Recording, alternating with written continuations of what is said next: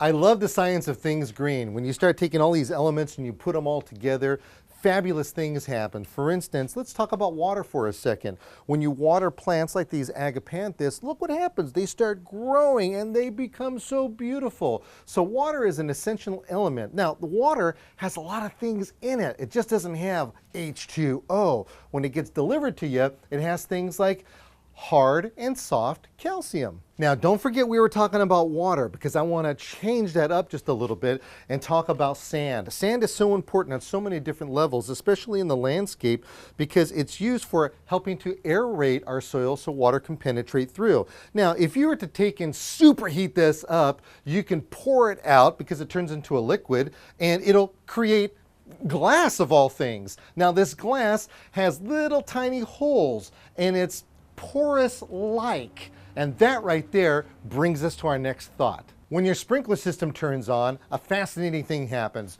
Your plants get watered, but once in a while that water gets a little sloppy and it will end up on your concrete, which concrete doesn't grow, but it'll also, like in this case, end up splashing back onto something like this glass right here. And being that this glass has these little tiny holes in there, I gotta tell you something, it's kind of hard to clean it off, but once you have it all cleaned off, you want to be able to protect it. So why don't you come along with me and we'll learn all about nanotechnology.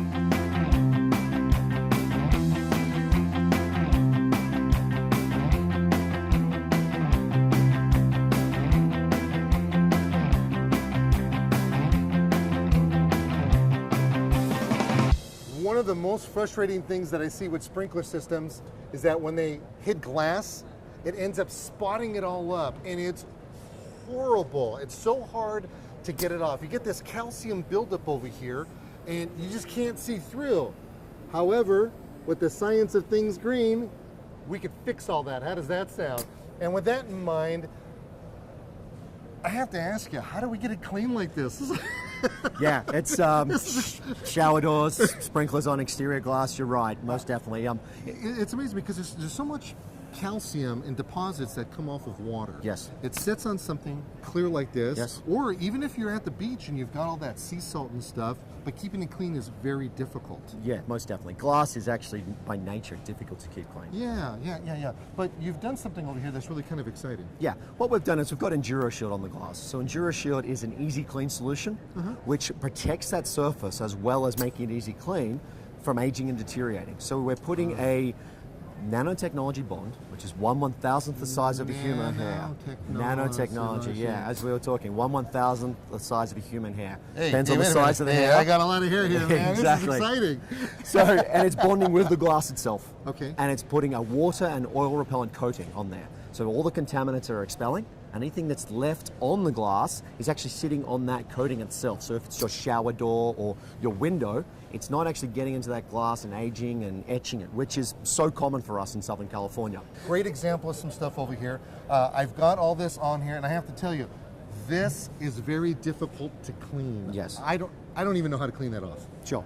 Actually, it's a bit of a glazier's secret is you can use a really strong cleaner, like, for example, our pre-cleaner as part of the DIY kit for Enduro Shield. Okay, and so some DIY, do it yourself. Do it yourself, exactly. And a 000 grade steel wool.